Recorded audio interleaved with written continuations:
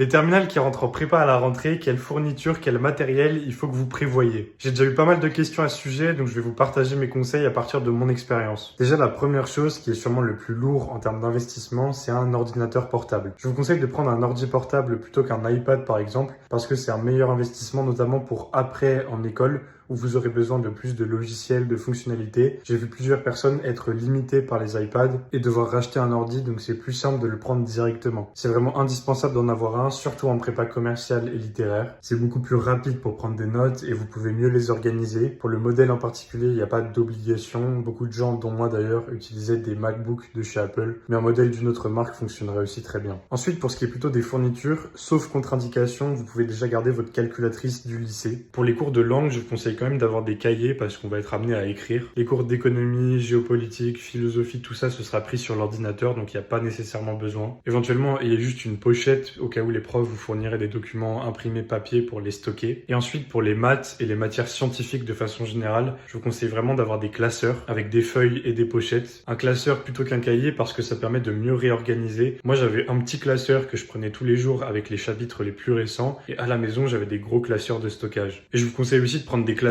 pour stocker vos DS et vos cols qui resteront à la maison, mais ça vous permettra de garder tout ça bien organisé. Je vous expliquerai mon organisation de façon plus détaillée dans une prochaine vidéo. Si vous avez des questions, n'hésitez pas à les poser en commentaire, j'y répondrai bien sûr. Et surtout, profitez bien de votre été.